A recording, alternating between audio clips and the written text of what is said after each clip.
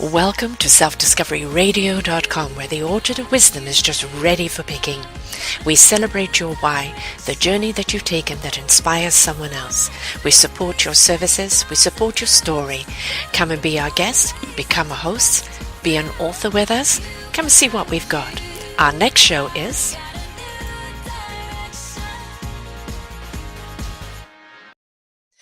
Good morning, good afternoon, and good evening, everybody. Welcome back to another edition of Eco Solutions and the Let's Get Sync'd series. We've already had for you Alison Goldwyn and Nick Duffel, and now today we have John Bunzl. He's the author of SIMPOL, this simultaneously policy. We actually had Nick Duffel on, who's the co-author of the book last week, and he's the psychotherapist talking about the change of climate that we need to have within us to change the climate. But John's taking it further. He has a wonderful policy program that's very easy for politicians to adapt and adopt to, that crosses the it crosses the borders of all politicians. It's for every government to embrace. It's a simple guideline. It's step 1, 2, 3, a new dance for humanity to dance to that can put everybody on the same playing field and address what really is going on and how we can approach it. Instead of everybody kind of just talking at each other, they can get in sync and speak with each other, coming from the basis of these simple policies that can simultaneously be implemented around the world. So what does this policy really mean? How does it really work? How can we be a part of it?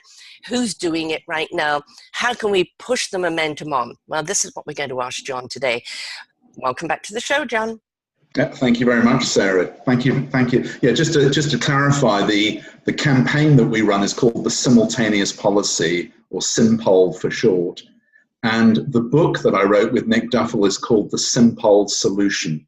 Right. And that's already been published in the UK, and just recently it was published in the US as well. So there's details about it on our website, simpol.org.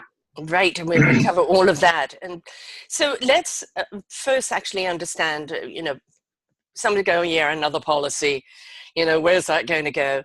But you have made it a simple policy where it is kind of a guideline for every government to follow that can be really endorsed by the people, to get... Well, it's actually the reverse. It's really a policy that will be designed by the people, right, which governments, at least democratic governments, will have little option but to adopt if we use our votes together in the way that SIMPOL invites us to do. So the whole idea, the reason it's called the simultaneous policy is because the policy is to be implemented by all sufficient nations simultaneously. Why? Because at the moment, if you take any global issue such as climate change, for example, the problem is, and the reason we're getting no action at the moment, is because we are expecting nations to move, well, more or less together, but it's not really at the same time. It's a general commitment, and the idea is that, under the Paris Agreement, all nations are supposed to move more or less together to implement their commitments. But without the commitments being specific, without them being binding, and without them actually being implemented on the same date, no nation wants to move first, because any nation that moves first will increase the costs of its industries, because to reduce the emissions, they would have to increase taxes on their businesses, and of course that will make them uncompetitive. So it's yeah, and the problem is, it's a little bit like if you imagine all the national government leaders standing outside a hotel with a revolving door, and they're all saying, "Oh, well, after you." Oh, no, after you, please. And so of course, nothing's happening, because there is no, there is an absence of three things. There is an absence of simultaneous implementation. There is an absence of a policy whereby you can mix two or more issues together. This is another important ingredient of SIMPOL, Sarah, because if you take any global issue, you could take carbon emissions, or you could take, almost anything you care to think of, and you will always get some nations that win and others that lose. So, for example, on carbon emissions, the big losers will be the US and China because they're the biggest emitters. So, under SIMPOL, what we're talking about is actually mixing two or more issues together. And if you do that, what a nation might lose on one issue, it can gain on the other. So, for example, if we combined a carbon emissions reduction agreement with a global tax on currency transactions, currency transactions tax, the billions of dollars raised from the tax could be used to pay off or to compensate the big losers on the climate part of the agreement. And in that way, you start to make action in everyone's immediate interests. Right. So that's the second thing. And the third thing we need, and that is again what SIMPOL provides, is the voting impetus. Mm-hmm. All the time we hear about, on these issues like climate and others, or whether it's, taxing the multinationals or whatever it is, it's, well, we just need the political will, and this is what SIMPOL provides if citizens sign up to it. Right. Because what you do as a citizen when you sign up to SIMPOL, you're effectively saying to your politician, you're saying, I'm going to be giving strong preference at the next election to any politician, yes, within reason, that has signed up to implement the simultaneous policy. Right. And so in that way, we are bringing politicians into a much stiffer competition with each other. And so if they sign on to implementing SIMPOL alongside other governments, they don't risk anything, because implementation is only happens if and when sufficient other governments have signed up. Right. But they have the chance, or a better chance, of gaining our vote.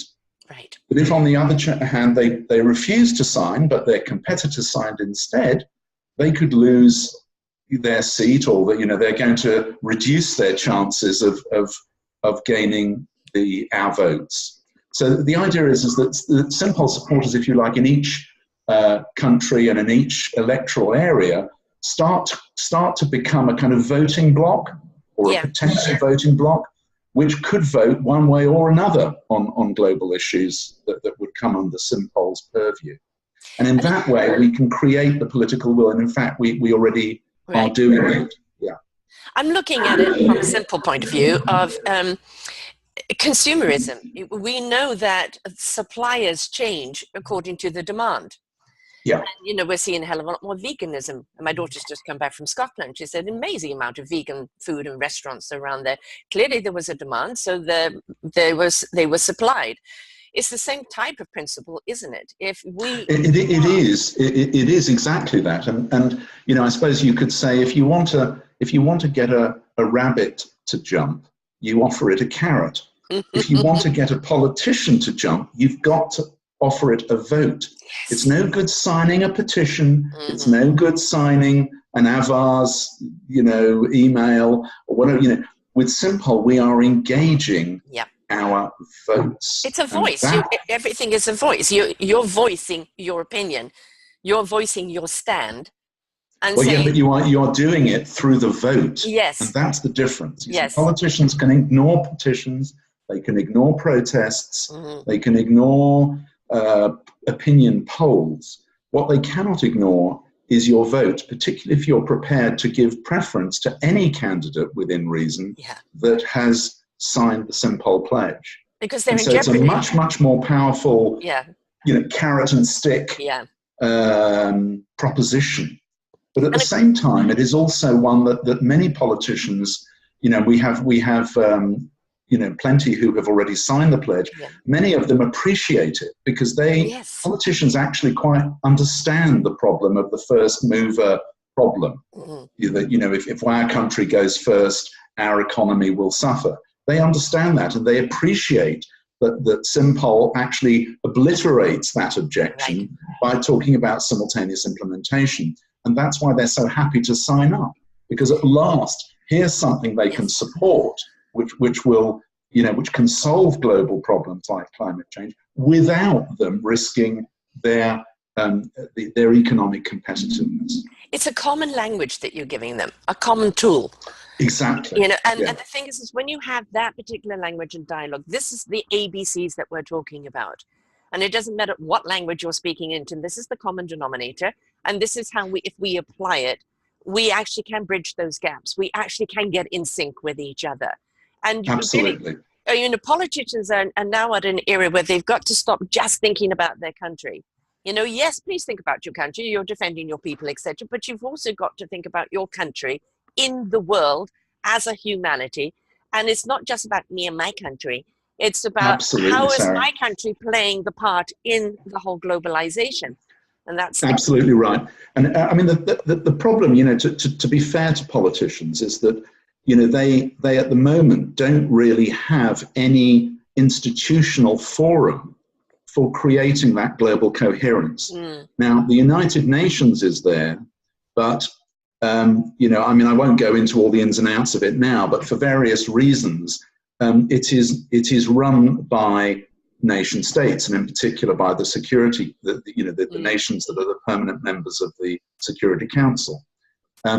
And, you know, that is like a roadblock that can never be undone. The difference with SIMPOL is that it turns everything upside down and starts with us as citizens and voters. Yes. And so, you know, it's sort of how do we get the permanent five, or at least the, you know, they say the US, France, Britain, to agree to the simultaneous policy? Well, we do it through the vote. Yes. And you know, Pressure. we've already shown, for example, in the UK, we already have about 65 members of parliament. That's about 10% of all UK members of parliament who've signed the SIMPOL pledge. And that has occurred because of citizens signing on to the campaign. A lot of the problem with citizens is the frustration of feeling powerless. They have signed the petitions, they have come out with the pitchforks, they have come out with the protesting, and they're not heard, they're just dismissed. And then it becomes an angst thing, you know, me against you, and we're not looking at that. What we're looking at is unison here, collaboration, communication. Exactly. And so, but we want the communication to be something that everybody comprehends, because that's the way you move things forward. So on the SIMPOL, the IL instead of the OL, we are looking at you simplifying the whole problem, presenting it in a way that everybody can say, okay, now let's look to the SIMPOL policy. And now we know what we're talking about. This is the dialogue we're going to be speaking in on behalf of our people across the platform. We're giving power to them to speak to our issues. And they have now the power to speak in this dialogue, in this communication, because it's not, well, I didn't get that memo. If you've signed up to this, you know exactly what you're going to be talking about. So now all the, I want to say crap that they normally have to put on the table before they get to anything, now you've actually got it there on the table. These are the ABCs we're talking about. Yes, and we certainly have. I mean, the policies themselves are not yet defined, because, you know, it would be crazy to try to, you know, for SIMPOL or for any unelected body to start to say, oh, well, these are the policies. You know, the policies will be developed democratically by citizens who support the campaign, and there's many more details about that on our website. But what we're doing at this stage, the principle of the policy, exactly, is we're getting citizens to use their votes to drive politicians to sign up in principle to this. And once we've got enough of them signed up in principle, then we citizens will start working out what the policies will be. What's the dialogue? The politicians will have little choice but to implement if they still want our vote, you see. I don't think people realize how powerful they are. You know, we look at whether you like or don't like the people in power. You put them there with your vote. So I think the finger has to come a little bit back to us, and we point the finger at the politician you're not doing. But we need to come back to us and say, but have we elected the people that are really working for us? And have we articulated what we want? Because we're always screaming about what we don't want. And then we go for somebody who's opposite. How about we get a little educated and speak to what we want? And now we're actually giving our politicians something to address.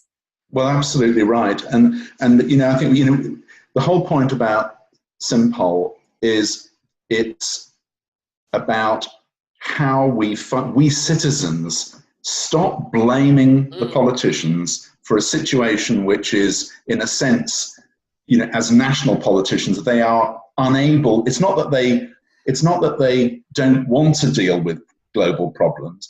It's that the competitive disadvantage problem means that they can't deal with them. And so it's time for us citizens to stop blaming and shaming them and to deliver them a solution that they cannot refuse. And that is and using our votes to back that up.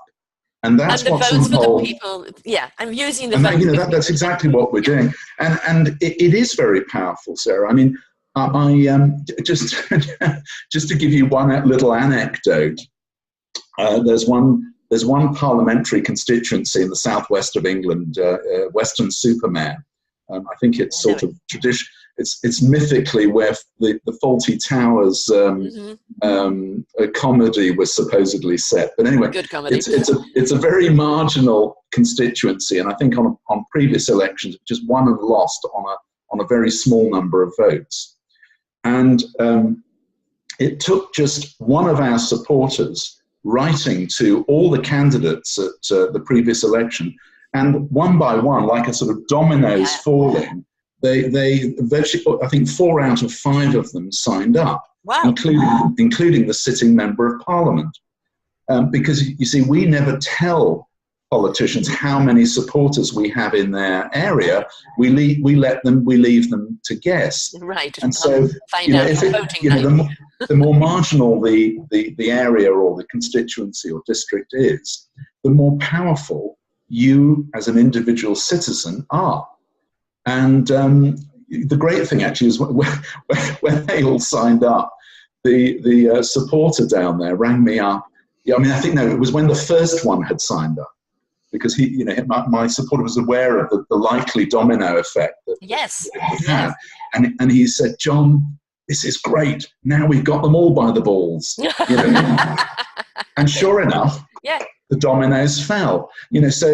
So the beauty of SIMPOL is that it actually maximizes our leverage, so that you can't say anymore, my vote doesn't matter or my decision doesn't matter. Yes. It does. Yes. I mean, we've also had situations where just one supporter signing up in a particular constituency, we've then sent that on to the member of parliament, and they've just signed up.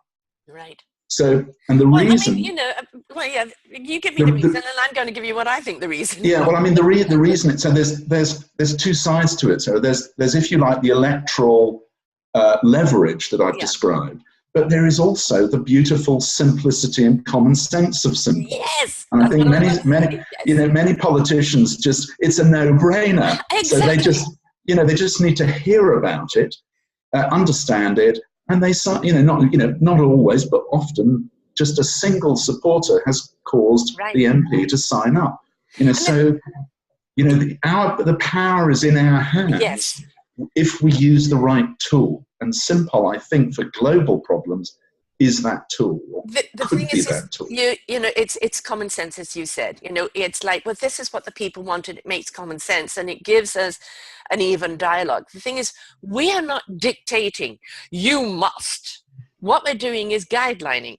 We're just saying that this 3-tier type policy is a guideline in which for you to build on, and we would like you to use it as a foundation to start the communication. Yes, I mean, it depends how it evolves. I mean, it could be that, but I think if our electoral power, the more powerful we become as an electoral force, the more citizens, supporters of SIMPOL will be able to determine what those policies are. Right. It's not just handing it over to the politicians to sort of say, now you're all round the table, sort it out. Right. It's a two-way dialogue. Happen. Yeah. But, if the voting power is in our hands, we also have the power to set the policies. Right. In principle. So, what we would like to see addressed, why we would like to see it addressed, and where we would like to see it go. Again, it's, you're not writing the fine line, but you are giving again those guidelines of what. Well, yes, I mean, it is guidelines to begin with, but I think as time goes on, it could become more and more specific. It could become more and more specific. As it becomes clearer to us through dialogue, it becomes clearer to them what needs to be done. But what we're doing is opening up the communication between voter and the person you voted for, the government you voted for, because so often it feels that the moment they're in power, it's a disconnect to the actual voters. And what you're doing is you're opening up the and that disconnect, a lot of that disconnect is a result of the competition problem. Yes. Because you can have, and this is why supporting SIMPOL is so important for citizens, is because there's a very good reason that this disconnect between what we want and what the politicians deliver is occurring, and that is because of the first mover competitive disadvantage problem. We want an 80% reduction in emissions. We want fair taxation on multinational corporations. We want any number of things solved.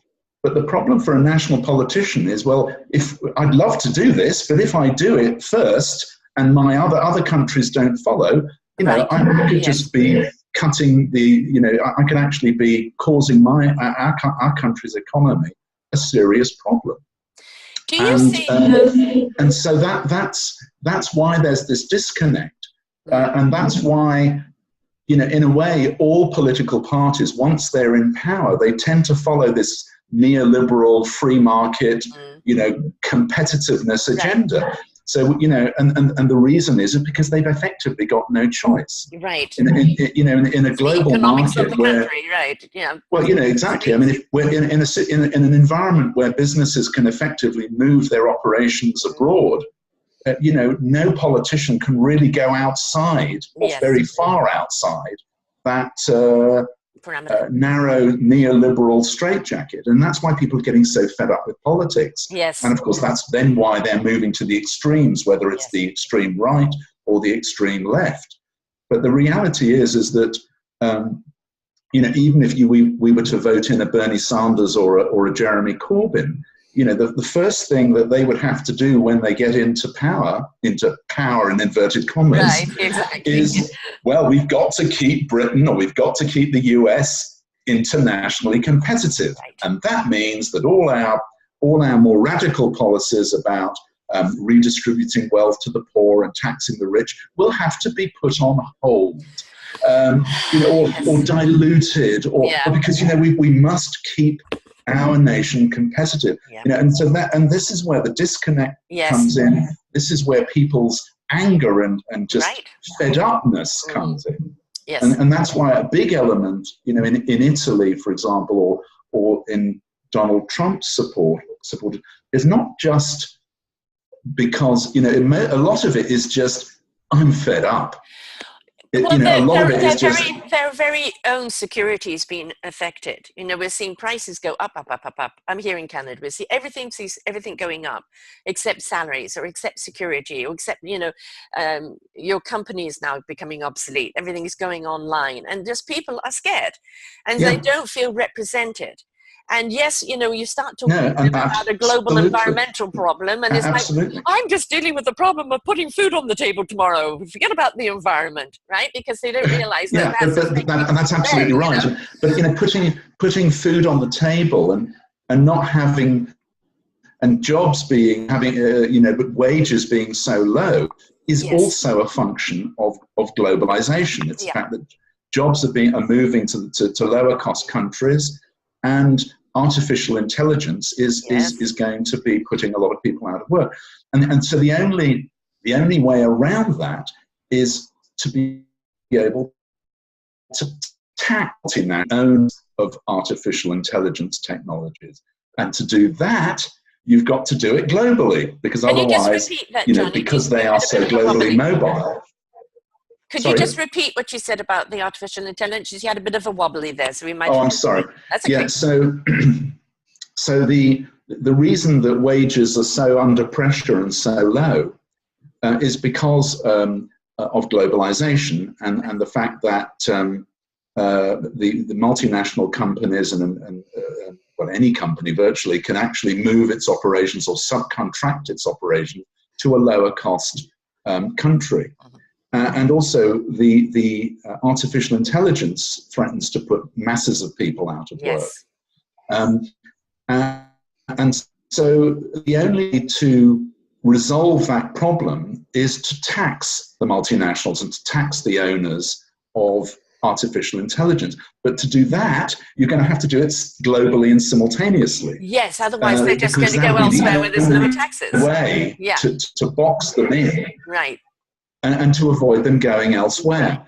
So it all comes back to this fact that we have a global economy, but we have at the moment only national governance. So there's a sort of mismatch between the two. And of course, anything that's global or can move across borders, whether it's climate change, whether it's multinational corporations, whether it's multinational crime syndicates or the owners of artificial intelligence, anything that moves globally like that will always outmaneuver national governments. They can play one off against the other for better deals and lower taxes and blah, blah, blah. And so, this is why we need now this global coherence, so that we bring governance up to the same level, same global level that the economy is already operating. Now, we talked about the UN, and it's got its purpose and it's got its definition. But I'm pleading ignorant here, but what I would love to see is SIMPOL having its own united front there, where that is what the dialogue is about the global policies that affect every country, that is a representative of every country. So it's the kind of the one table, the one platform. Yes, obviously in each of the politicians, they've got their own table, and then it's coming to the bigger table, the global table, where now you can really speak to these global policies. Is that something you would like to see? Well, that's exactly what SIMPOL is doing. I mean, it is possible that SIMPOL or something similar could find its way into the United Nations. But as I say, I said earlier, the problem is the problem is the Security Council. Very, very little can actually happen in the UN is a congregation of governments. Citizens have no input or very little input. And so if governments decide to do something, that it happens. Be the last to know. And if they don't, it doesn't. Right. And so... that's why I'm saying something different, something totally different. So, I mean, if you're going to do something like this with a whole new policy, and we're inviting the public to be a part of it, you really need a clean slate and a clean platform in which to do it in. Well, that's right. I mean, we need. I mean, it's possible that something like SIMPOL could also be used to transform the UN into a more global, democratic citizens body.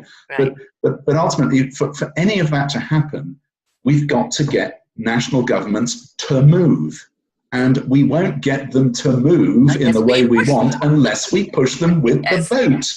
And so SIMPOL is the tool to do that. And I think we've demonstrated, we have MPs now in the UK, in the European Parliament, in Australia, in Germany, in Ireland. We're also actually right at this moment, Sarah, we are campaigning in the US midterms to inviting candidates in the US midterms to sign up. So we'll see how that goes. How are we in Canada doing here? Well, in Canada, actually, at the last election, we got a number of candidates to sign the pledge, but unfortunately, none of them was elected to Parliament. So we've got to keep the pressure on. So what we need is more citizens in Canada to sign on to SIMPOL. Well, now this is something I'm going to ask now, is that I have a young citizen, my daughter, who's very interested in this, who wants to know more, because she is a person who feels that the voice isn't heard. She wants to be a part of something. This is her future she's also talking about. And she feels that right now it hasn't been run very well and, wants to have a say. So how can, other than just saying to, your local politician, I want you to sign up for this, otherwise I won't vote for you. How can they get How is there a campaign that they can start? Is there an organization they can start in a country that, you know, can come together, that can really start dialoguing, getting more people involved, getting them to write to the politicians? Yeah, I mean, definitely. how do we get this movement going? Well, absolutely. I mean, well, first of all, we've got to get people to understand the problem, because I think most people, like you were saying earlier, Sarah, most people think, well, you know, we've got climate change. It's potentially threatening the bloody politicians. Why don't they do something about it? You know? And of course, people are very frustrated, and that's absolutely understandable. But what they don't understand, and what they first need to understand, is why the politicians are not moving as they need to move. And so I think when citizens understand that analysis, which SIMPOL has already done and addresses, then they will, you know, that's the first thing. Then I think when they get it, citizens sign up very quickly. Yeah. And we can, you know, so the first thing for your daughter to do is to sign on to the campaign. Right. We will then put her in touch with our national coordinator in Canada. Mm-hmm. It's a guy called Mark Ross, a great guy. The campaign at the moment is actually very early days in Canada. Right. But ultimately, what we want to do is the more and more citizens sign up, we will be able to create citizen chapters in each state or in each electoral district. They can meet together, get together in someone's front room, and the main purpose is to through Zoom, or through Skype, or through Skype or whatever. Which way, I'm 60 years old, you know, so I'm still talking about coffee in the front room, but yeah, Zoom and Skype. Sorry, yeah. Canada's big. So you know, and the idea then is that they can put pressure on their national representative in Parliament to sign on to SIMPOL. And I think when politicians realise that there's a local constituency of SIMPOL supporters growing in their area or in their district or in their riding, as they call them in Canada, they're going to start thinking, oh, I better sign up to this, because otherwise I could lose out to my competitors. It's back to the consumerism. You know, if you're not going to supply what people want, they're going to go elsewhere. Absolutely. I've suddenly gone very grey. The skies have gone dark. The aliens arrived in the ship going over there. I'm not quite sure, but maybe we can get them involved right now too. Yeah, so that's what I would recommend she does. And you know, anyone can do that from any country. They sign up to the campaign. We then put them in touch with their national coordinator, if we have one. If we don't, maybe they want to become our national coordinator for that country. And then, you know, if they want to do more, they can maybe start canvassing locally to get citizens in their area to sign up. And, you know, it's a bottom-up process. Right, it is. This is the thing. You are looking at a root movement here. And the thing is, what you want actionism rather than activism. You know, because, you know, the activism has a little angst attached to it. And this is not dictating or lording over people and you've got to. This is an invitation. And the only way you can invite is inspire people to its simple solution as to being part of the solution to the problem that's out there. Part of the communication and the connection and the succinctness that we need to see out there. So it's got to be people, no pitchforks, we don't need that. We've got plenty of that. It is about empowerment. It's about empowering our citizens to step up and be a part of the dialogue, along with our governments, our global governments, to this problem that Earth is facing and that every resident of this Earth is facing, whether they like it or not. Yes, exactly. I mean, I think I think everybody is aware of the threats that we face, including governments. They are aware of climate change. Well, there's a lot of people with a head in his hand. You know? Well, there are mostly, yes, I mean, there are also politicians, of course, who deny climate change. Yes. Although I think that many of those, I suspect, deny it, partly because it's not that they actually don't believe it. Right, they just it's because they're afraid of the competitive disadvantage that they will then they may have to incur if they do something about it. And that is what SIMPOL, you know, because all or sufficient nations move together, nobody loses out, everybody can win. And you know, that I know that sounds incredibly simple. as well, simple, and maybe naive. Some people might say naive, and we're the ones that put the blockage in there. Why can it not be simple? Why can we not do? We know we're incredibly creative creatures. We know that we can find solutions to anything. The biggest block we have is that we are not speaking with each other. We're speaking at each other. Well, we're speaking at each other, and that's right. And we are, I think, like, you know, coming back to what you said earlier, Sarah, we are unthinkingly blaming politicians, generally, when but we are not understanding the barriers that they have to contend with. Right. And I think when you know what SIMPOL does, it explains that. And you know, in particular, the book that I wrote with Nick Duffel, the SIMPOL Solution, explains this very clearly. And then when people understand that background, they can see that the SIMPOL campaign is exactly what we need, and that it actually can be incredibly powerful as well. I know in the book what you do address too, which maybe you can just cover a wee bit now, is that obviously if you've got a massive corporation, gas corporation, I mean, how many trillions are they worth? And now you're saying we don't want to see that anymore. We want to see alternative energies, and we want to see you switch over. And eventually that is going to happen. You know, do you have in your book, which I think you do, the system that could happen into people changing over into new platforms of energy? And, you know, because what you're looking at, the cost to do that, the cost is going to be exponential. There's going to be transitional periods. There's going to be retraining periods and all of that. And I think that's what kind of frightens a lot of big organizations, is how can I go to a different alternative energy? The cost is going to be the retraining, the re-equipment, the this and that. But is, you know, something in the SIMPOL policy is of funding there to help people through this transition as more of an encouragement to do so. Yeah, I mean, I think the key problem, Sarah, for these corporations is that if they know that the regulatory environment, if all nations are going to be implementing the same transitional arrangements on the same date, you know, with appropriate provisions for different countries depending on their particular circumstances, it's going to happen, and then it will happen, and it does happen. Yes. The problem at the moment is that governments are not cooperating, and therefore the corporations, well, they just carry on doing what they've always done. Giving a finger. You know? Yeah, well, exactly. Yes. You know, exactly. And of course, you know, that's also, you know, they are also paying certain politicians and subsidizing them and paying for their campaigns and all the rest of it. Right, exactly. But this is where, you know, we as citizens can get the upper hand if we use and hold our votes there as a block of us, and the bigger our block becomes, we can overcome all of that.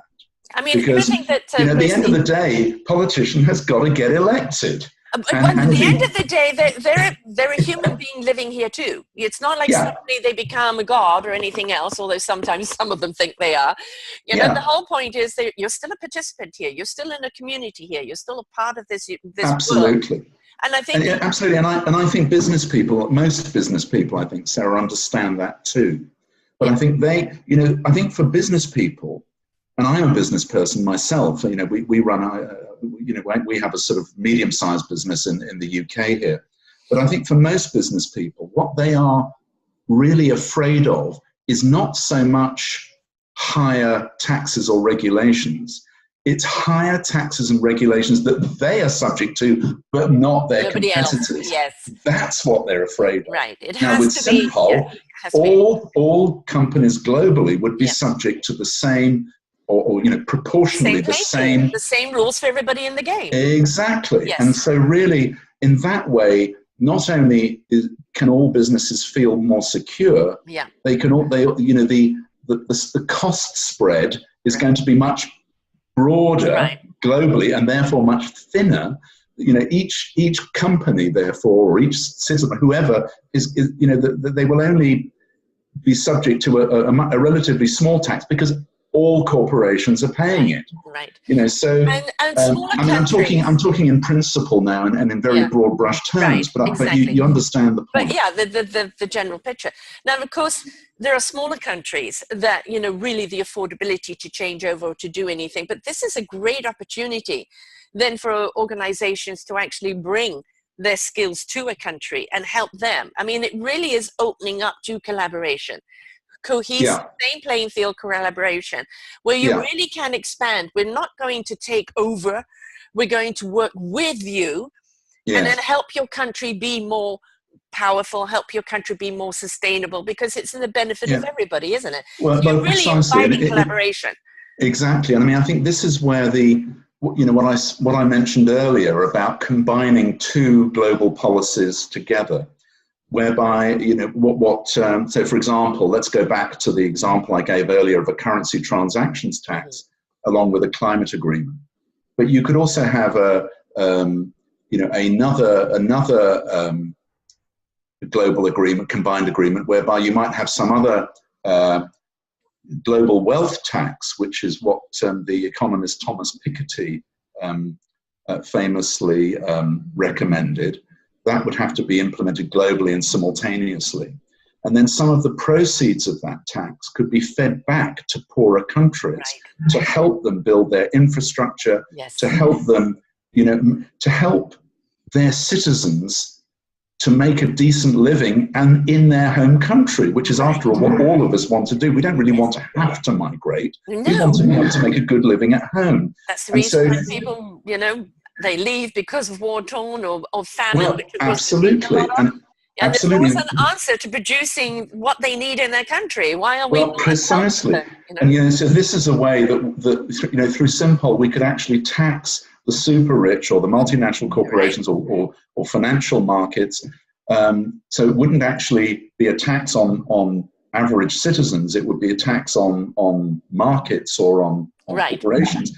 Some of that could then be redistributed to poorer countries under certain safeguards and conditions to make sure it doesn't end up in some tax haven. Right. But basically, we need to help poorer countries to develop. Yes. And in that way, their citizens will want to stay at home, and we won't have the mass migration, which is causing such political tension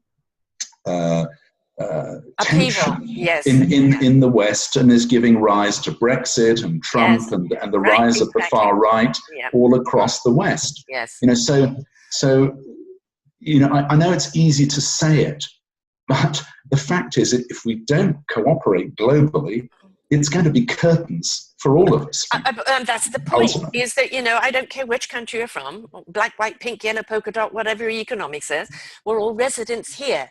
And we've all got to step up and be participants in addressing the problem with the solution. The other thing is, we know that when we feed and invest in humanity, the creative juices and what comes out of people is extraordinary. You know, gifts and a chance who they become is way beyond.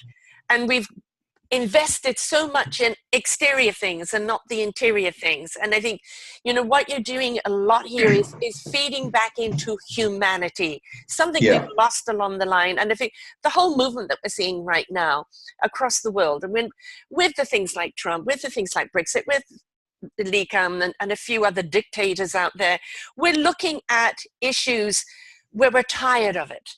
People are tired of it. And so, and the racism and the sexism, oh God, the list goes on.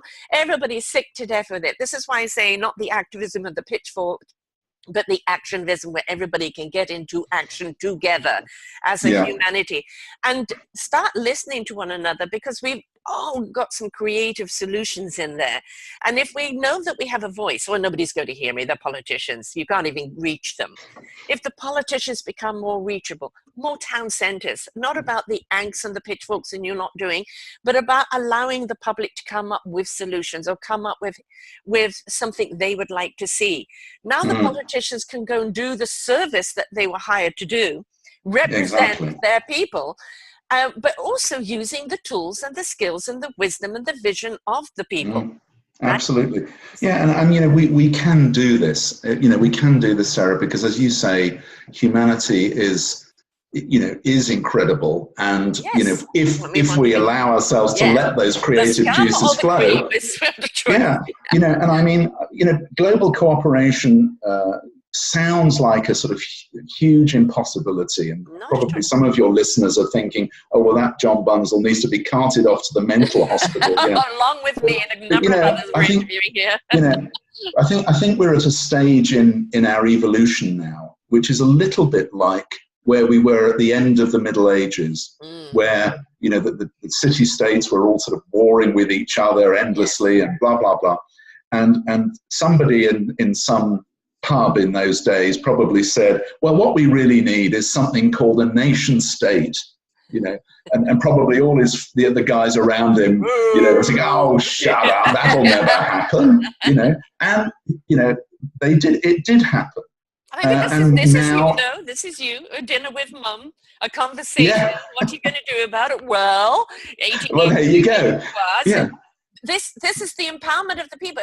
I always say I interview ordinary people doing extraordinary things. And the only way you start doing extraordinary things is that you step out of just the ordinariness of your living and look. Yes, and that's right. And, you know, we have to take responsibility, and, you know, it can be done. Yeah. And, you know, we've done it throughout our evolution. You know, we've gone from families to bigger tribes to bigger middle-aged small states and city-states to nation states, and now we're just at the next level, if you like, of that story. Yes. And I think that's also important, Sarah, for your listeners, because I think if you can understand globalization as part of that, of an evolutionary story, although, you know, all the threats and fears, of course, are very real.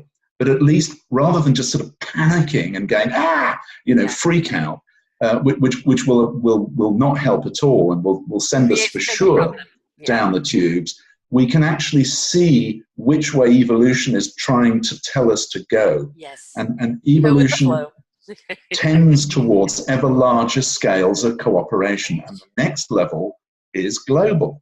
But we're already global nations. Look at, I'm interviewing you here through Zoom. I'm in Canada, you're in the UK. Under this thing, I've got people from Germany, Italy, France, Iraq, Poland, the States, all over the world.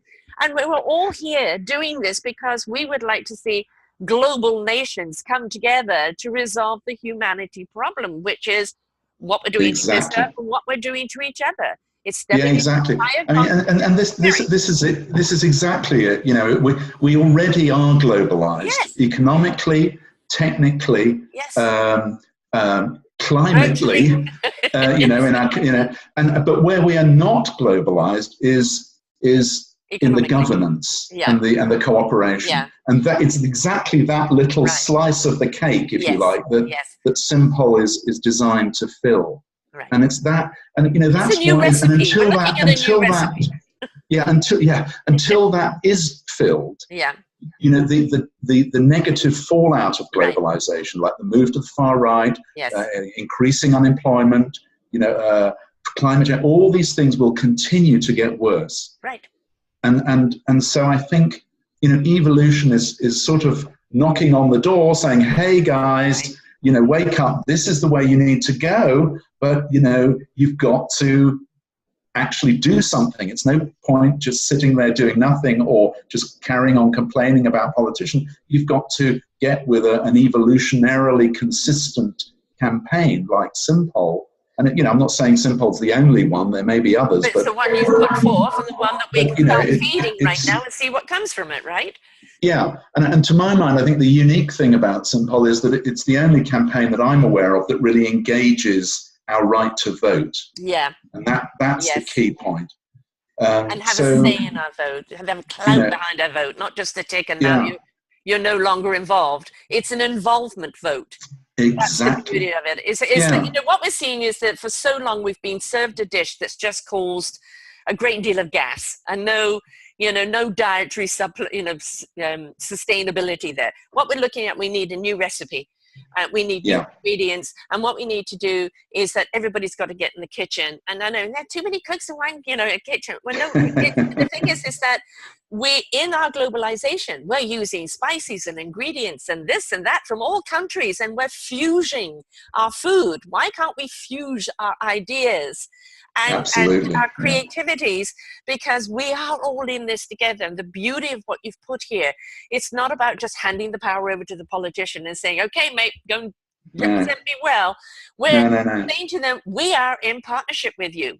You are our representative of our voice, but you are going to hear our voice, because this is a partnership. No longer I hand my life over to you and hope for the best. No, that's right. We take back control. With SIMPOL, you're taking back control in terms of those issues only those issues that are genuinely global. Right. In other words, issues that no nation can tackle alone. Right. And that is where SIMPOL fits. It doesn't encroach on national level politics. What still works at the national level can carry on at the national level, but what doesn't work needs to be taken up into this new recipe, as you say, Sarah, where we're making a more of a the global slice of the cake, rather than the lower levels. That's digestible. That's digestible. Yeah, absolutely. It might even taste good if we do it right. Exactly, and even look good. And address all the things. Now, I know you know Polly Higgins from the ecocide law that she's creating here, and there are so many others out there that have dedicated the last 20 years or more of their lives to bringing their ingredient to the cake, so to speak.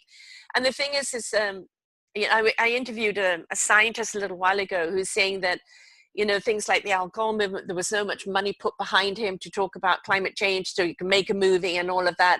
And yes, it's great because it's telling people what's going on. But he said a lot of the problems is people are not listening to the smaller scientists. And all they're asking for is people to listen, because they have some solutions of taking the climate right now, because climate is changing. If we all come together simultaneously tomorrow, and start resolving some issues, we still have to address the change of climate right now.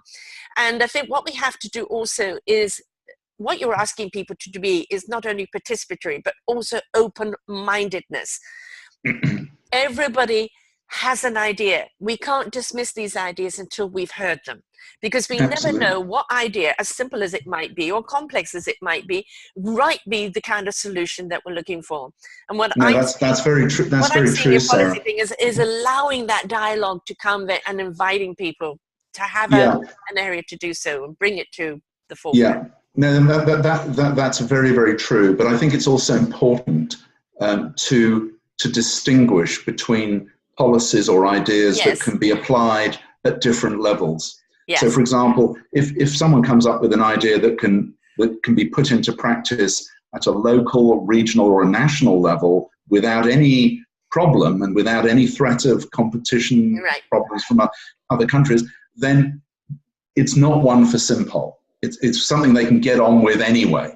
Right, but it's good if they have some politicians behind them that, because sometimes you do need a politician to help maybe fund it. Or through the funding. I'd still like to see some support on that from. Yeah, no, I suppose all I'm trying to point out is that SIMPOL is not designed to solve every bloody problem. No. It's designed to solve a specific a global type of problem, which is only those problems that nations cannot deal with alone. Right. Lots of other problems and issues and things can be dealt with at a national or a local level. That's not for SIMPOL. That is for all sorts of other campaigns and organisations to deal with. I see it paralleling, though. I mean, you've got the two are complementary. Right, exactly. Because what I'm seeing is, yes, you've got the SIMPOL, which is doing the global thing, but now I think that because you've set a beautiful communication between public and politicians, now you can actually have the other side of the equation, where they do invite the public or invite the scientists, invite the locals that have got ideas to be heard instead of dismissing them. Because what you do, once you open a channel, now you're opening a particular channel, but that doesn't mean other channels aren't going to come off this. And what we're looking at is with government, we've said, on your own, you're only going to screw it up. because you get diverted to other interests and not the interests of the public. And you may not have gone into politics to do that, but that's the way it's been dealt. Now we're giving you the power to represent us, but also to have a dialogue with the people so we can really serve the needs of the people. So what you're doing with one thing is the globalization of bringing everyone together, but in opening up that door of communication, now we can see all these other channels being invitational. A politician then hasn't got the whole burden of everything on their shoulder and having to make the right decision on their own, or keeping some sort of, higher power there. They now can stand up and say, I'm speaking for the people because I've heard the people, I've listened to the people. And that's where the empowerment is. Yeah, absolutely. And I think that's, that for politicians, when they sign up to SIMPOL, it is also for them a badge. It's saying, look, I'm on your side, and I'm proven. And it's sort of, in a sense, signing the pledge for a politician is a little bit like saying to all other politicians, not only in his or her own country, but everywhere, I will if you will. Yes. I'm ready to implement SIMPOL as soon as you are. Yes. So I don't know, you're probably not a game theorist, Sarah, but a game theorist, because I'm sure some listeners are. Game theorists will understand this, and basically at the moment, the reason that climate change isn't being solved is because all nations are stuck in what's called the prisoner's dilemma. So no one wants to move first. It's like the revolving door I mentioned. Yeah. And what SIMPOL does is it changes the game into what's called an assurance game, or a stag hunt, I think is another word for it. Where we change the game so that the cooperation can actually overcome the prisoner's dilemma problem. Right. Anyway, sorry to veer into that. I've actually got some gamers are going to be listening to this, so they'll love the reference. Yeah. Well, I'd love it. There are lots of people who kind of make up video games and other games, and I've often thought, it would be terrific if somebody came up with a board game or a computer game that mimicked this, because it could also be quite a lot of fun. Right. And a great educational tool. But that's what I'm saying. This is something now you can actually play with the teenagers or the family.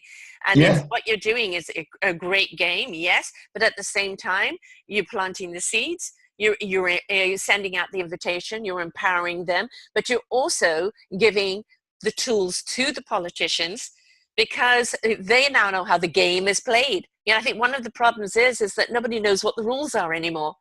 Nobody knows what to follow. That's right. I mean, they are what the game is. Politics is governance is fragmenting at the moment. Yes. Brexit, Trump, all this sort of going it alone. This is the consequence of the lack of global coherence, and the lack of us citizens having, driven our politicians in the right direction, if you like. Yeah. And so, we definitely need to drive them in the right direction now. Well, they're flapping in the wind right now because, it's like, do I save my button? Whose side do I go on? What are the rules of the game right now? They're confused because there is so much static going on. How can you tune in to the right channel to actually get the information that you want? And I think I can imagine that being a politician right now is probably a very lonely place to be. Because everything about the future is uncertain. It's uncertain. And so that's right. And how can I represent the people if I don't know if I'm going to even be here tomorrow to do it? Well, that's right. And the crisis underneath it all is exactly what I was saying earlier, is, in the book we call it pseudo-democracy. It doesn't matter who you vote for. Whoever gets in has to conform to this very narrow band of neoliberal free market competitiveness policies. And that is why politics in all countries now is in such chaos. They've become the prisoners. They are the prisoners of global markets, effectively. Yes. And unless governments and politicians cooperate globally to rein in global markets, they are going to remain its prisoners. Yes. And ultimately, they will they will, citizens will lose so much faith in them, right, that, we're looking at a really bad scenario. we're looking at a complete change of politics, I think, globally right now anyway. And so this is a perfect opportunity for Simple to go in with a tool, with a solution that can easily be adopted by everybody, and that opens up the channels, opens up the dialogue, where, we know what hasn't worked. And one of the biggest things is that nobody's listening, nobody's communicating, nobody's representing, everybody's out there trying to cover their back. And it's like, the people have got your back. That's the reason why they voted you in. But the moment you're in, it becomes corporation, it becomes other powers. And it's like, that's, they haven't got your back. They're going to use you for as long as they can and kick you out. So we have to completely shift everything around back to that's absolutely, that's absolutely right. And we've got to take back control as citizens, and Simple is one way for us to do that. That's, you're absolutely right. We really do have to hurry up. Yes, because this is not a 20-year plan. This is like get on it now. We need to do it quick, because people can complain about Donald Trump and some of these other demagogues, but believe you me, you can get the people who will come after them. Right. Will be even worse.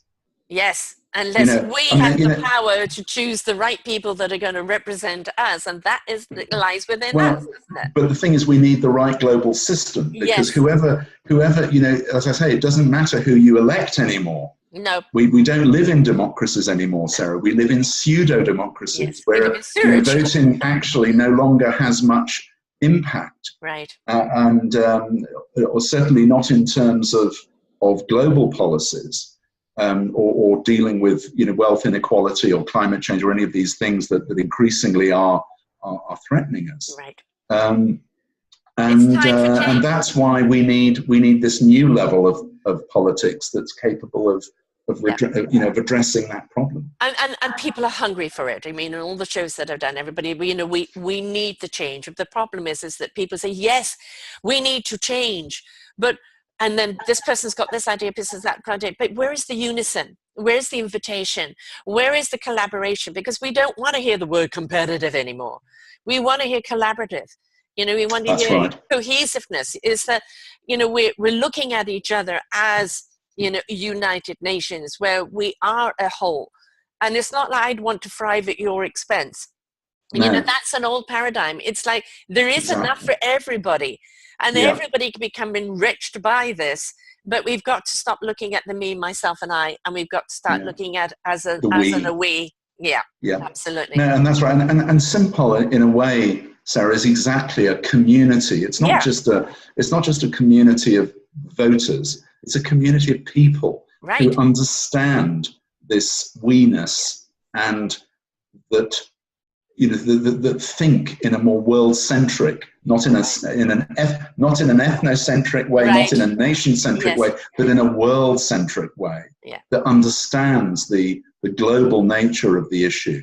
And I think I like to think that when people sign up and when they start connecting with other Simple supporters, they'll be meeting like-minded people. Right. Well, I call it the orchestra of life. It's know your instrument, learn your instrument, and bring it to the orchestra, and then create in harmony a symphony that resonates out and invites others. Right. So right now you've got the piece of music for the orchestra to play, and what you're doing is inviting the musicians to come and play right now.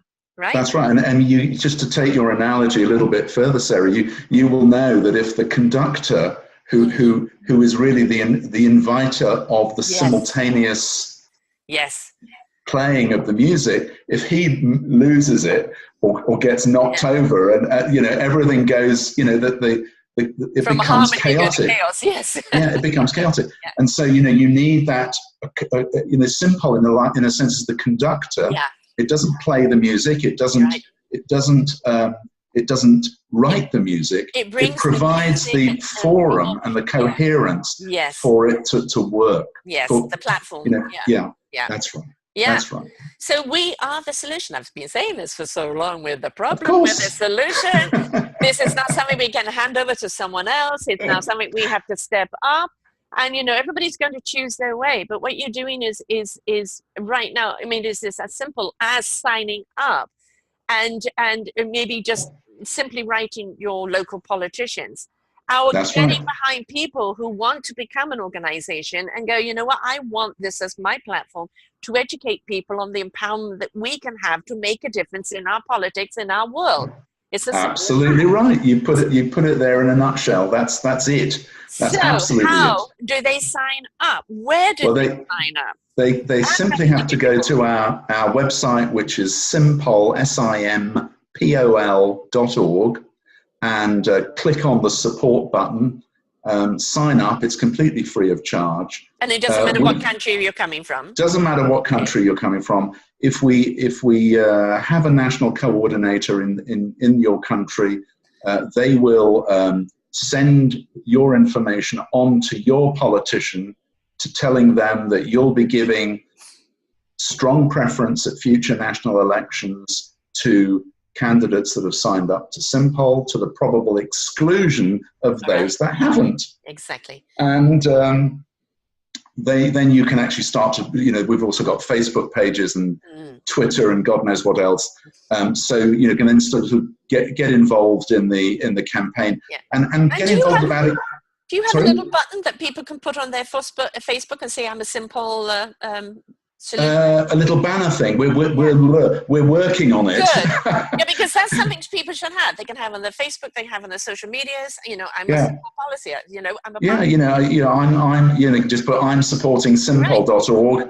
Why aren't you? Right. You know, exactly. It's not difficult, and I think it's I guess just to sum it up. So it's a little bit like having two votes. When you sign on to SIMPOL, you get two votes, not just one. You get a global vote to add to your national vote. So when you sign on to SIMPOL, and the email that we then send on with your details to the politician, that's your global vote. Right.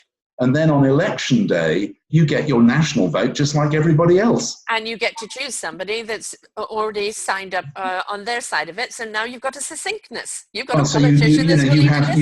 You have two votes effectively. But I think one of the things we all feel at the moment is that we have our national vote, but it isn't really working on the global issues. Right. What SIMPOL does is it fills that gap and gives us the global vote. Right. And we've got, some voting coming up here soon. So to everyone else, it's just get with it.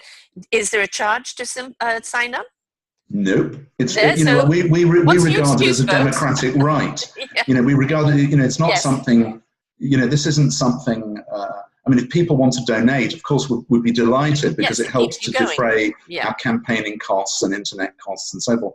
But in terms of actually signing up, there is no charge because it is your global democratic right. Right. Thank you. Now, the book. Obviously, they've got to read the book now because, you've teased them. There's the carrot. The book is really great. And the reason I wrote it with Nick is a psychotherapist. Right. And part of the problem we're up against is actually a thinking problem. People think nation-centrically. It's as if they're wearing national glasses. And what the book does with Nick's help as a psychologist is to help to give us global glasses, world-centric glasses. Yes. And when you put on those world-centric glasses, you start to see why politicians are not doing what we want them to do. You start to see why politics has become such a polarized mess. You start to see why voting in the normal way has become pretty meaningless. And then it's like, aha, now I understand all this, and now I can see what to do about it. But so that's what the book really will deliver to readers. And then on our website, simpol.org, you'll find a link to the book page, which gives all the details and all the people who've endorsed it, like Noam Chomsky and Ken Wilber and David Sloan Wilson, who is one of the world's top evolutionary biologists, because he can see where this is going. Right. And, he's got the picture. So there's all sorts of people who have written wonderful comments about it, and but it's really this is all about changing our mindset, changing our glasses from nation-centric glasses to world-centric. And Nick was on the week before you, and please invite people to go, and so here on your show page to go back and listen to Nick. It's also here under selfdiscoveryradiotv.com under Eco Solutions Let's Get Sync'd series. You'll see everybody that's under this platform that I'm working with Alison Goldwyn under the Synchronicity, and she's bringing people together under this umbrella. Absolutely. We're doing, putting everything under umbrella. But just, Synchronicity is the global party. Yes. We will, huge celebration that we will have. Once everybody is signed up. Absolutely. Exactly. So there's a wonderful weaving of a global blanket that we're doing here. And just, please listen to Nick, because one of the things he also talks about is the different glasses, but it's also the internal glasses. What is our resistance to this change, our resistance to participating, our resistance to seeing us as part of the solution? Absolutely. And so we did a great show on that as well. Please read the book and share this show, because this is the reason why we do this. Is not just for one person to listen and go, that was nice. We want you to talk about it. We want you to share it out. We want other people to hear what's going on. We want other people to be invited to the party, to the solution, to the empowerment that you have. We've just handed you a fantastic tool to empower your voice, to empower your politician's voice. And we know how the domino effect can work when you get momentum going. So let us as global citizens step up and get the momentum going. Sign up, get your family to sign up, get your friends to sign up.